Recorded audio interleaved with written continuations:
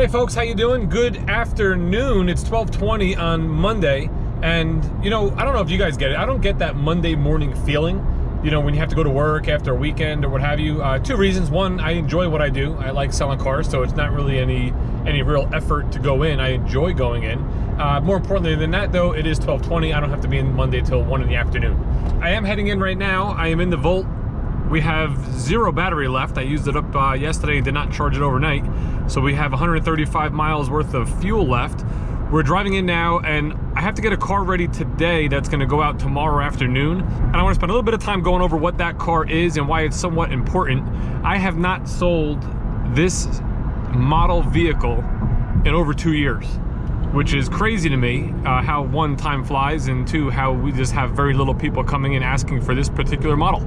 So let's get to the dealership. I'll show you what that is, and we'll go about our day.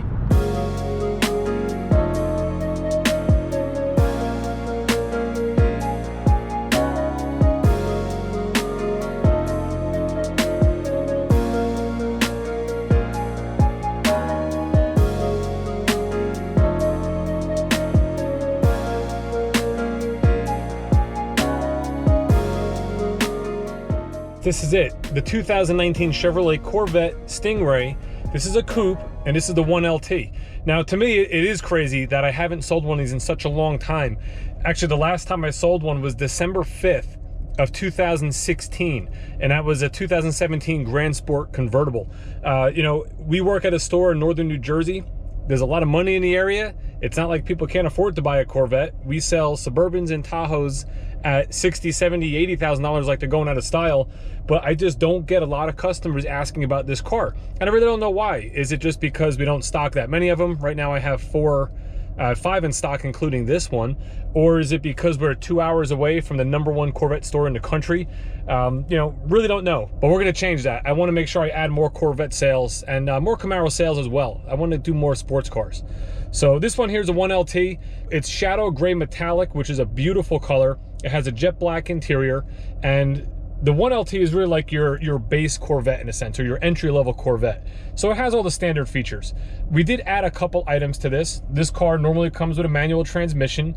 We added the 8-speed paddle shift automatic. We also added the Motorsports black painted aluminum wheels, the dual mode exhaust in the back, and this has the carbon flash badge package, which blackens out all the badges on the vehicle and gives it a real nice stealth look.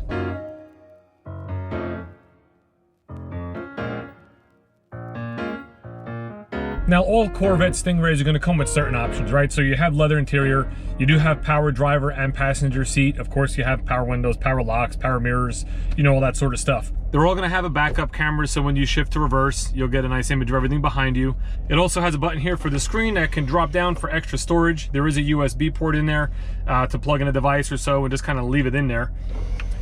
This model does not have navigation. However, it has what's called projection, which is for Apple CarPlay or Android Auto. So you can plug your smartphone into the USB port, and it's going to project Waze or Google Maps or whatever on the screen, as well as a lot of your music apps and stuff like that. You have all your controls for Bluetooth and your driver information center. And on the left-hand side here, you have cruise control. And you'll see you have minus and you have plus. These are for upshifts and downshifts. You do have paddle shifters on this as well with the 8-speed automatic. So with your driver information center, you do have buttons here, left, right, up, down, and select. That's all for the screen here in the front. So as you go to the left, you can go to different settings. For instance, you can go to your info, which is gonna be your fuel range, which we have low fuel. We're gonna have to put some fuel in this. You can go to your oil life monitor, your tire pressures, fuel economy gauges, how much fuel has been used, your engine hours, you know, and then a nice big digital speedometer. There's a performance section, which is going to give you all different performance functions of the vehicle, like G-forces. You know, you got a couple of meters for that. You have a 0 to 60 timer, lap timers, and then all your temperatures and pressures, things like that. What's pretty cool about this is as we go to the bottom, there's actually different options for different pages of like a theme. So right now we're on a display theme that's linked to the drive mode selector, which is right here. And the drive mode selector is going to change different parameters of the vehicle, your exhaust note, your steering feel, stability sensors, things like that. And it will also change your screen. So if we go from touring to sport, you're going to see it's going to give you a totally different look for your tachometer and your different temperature and oil pressure, things like that. And if we do it one more time to track, it's going to give you a linear tachometer, which looks real cool. And it also will give you lap times and things of that nature. Now, another thing that's pretty cool is you can adjust, like for instance, just your exhaust sound or just your steering feel through the computer in the car. So let's say you want to have wide open exhaust, but you want more of a touring feel to everything else. What you would do is you would go into your settings here, and then you're going to go to drive mode, engine sound management, and you can select what mode you want your exhaust to be in. Right now we have it set to auto. We can go to stealth, and that's what it's going to sound like when you're in stealth mode.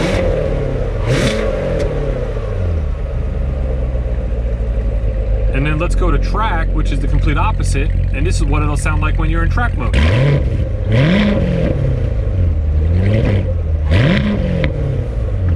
Pretty cool stuff.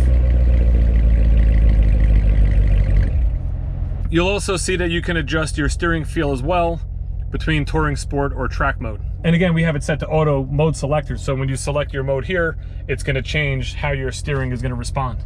Below the radio, you have your climate control, so it's a pretty easy system. It's just buttons to press depending on where you want your airflow, your front rear defrost.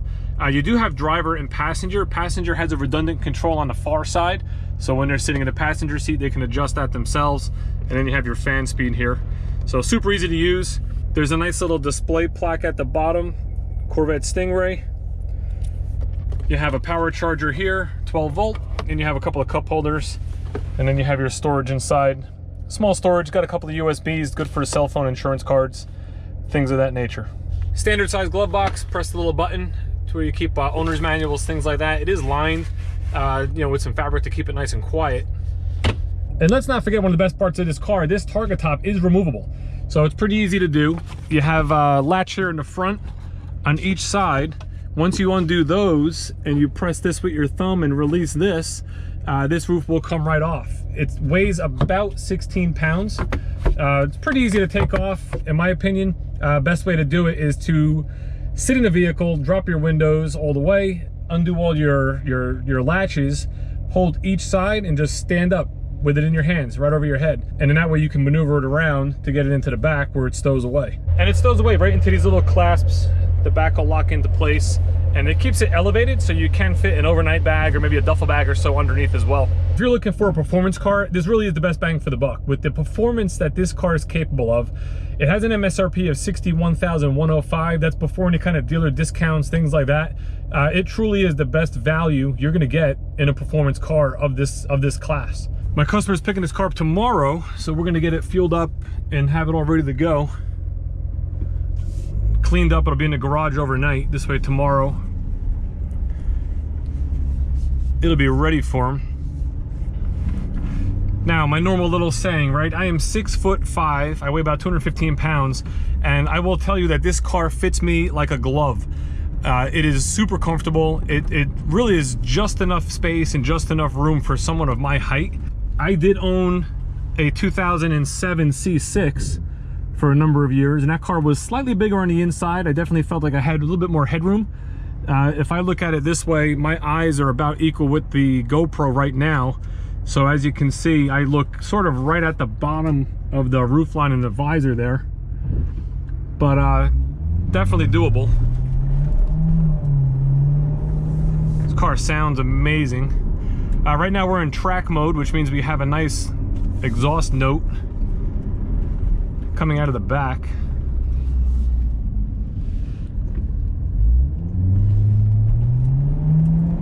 I'm gonna take it down our bumpy road. I'll tell you a quick Corvette story. When I first started selling Corvettes, it was in 2004 in September.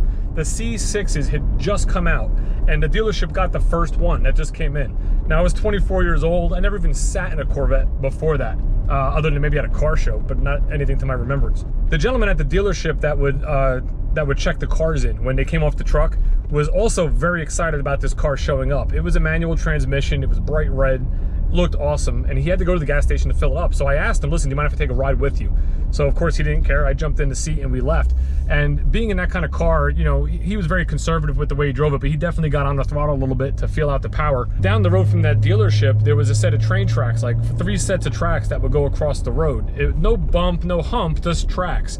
And we were doing like probably 45, 50 miles an hour headed towards those tracks. And I remember actually bracing myself, thinking it was gonna be a very aggressive feel going over those tracks, and it handled it like a champ. And I was blown away, thinking like, how could a sports car like this handle so well, you know, with bumps like that? And it just did. It handled super well. And no difference with these today. You know, they're fantastic. You know, there's so much information out there as far as articles and videos, and the car just speaks for itself. You know, you don't even have to sell it on the fact of its performance. You know it's there. You know, the comfort is there. I feel right at home.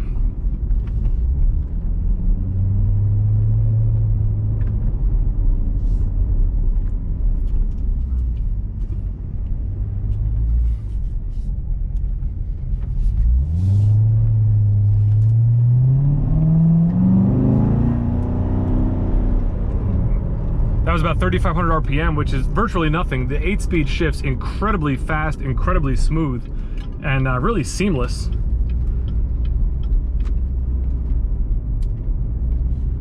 Just gonna go over to Raceway here, fill her up with premium, and get her back to the store unscathed. Every time I drive a Corvette, you know, you always hope a rock doesn't fly up from the road or anything that could do any kind of damage to it whatsoever. So we're gonna get in, we're gonna get out, we're gonna get it back to the store.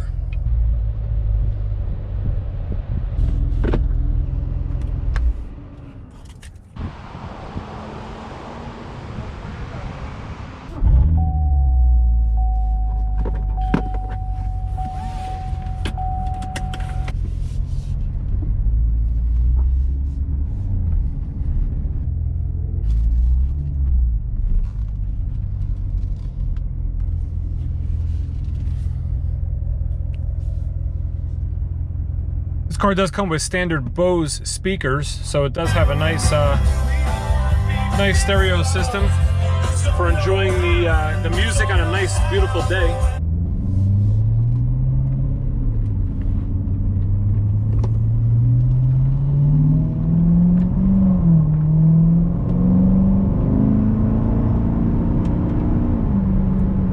Car sounds so good.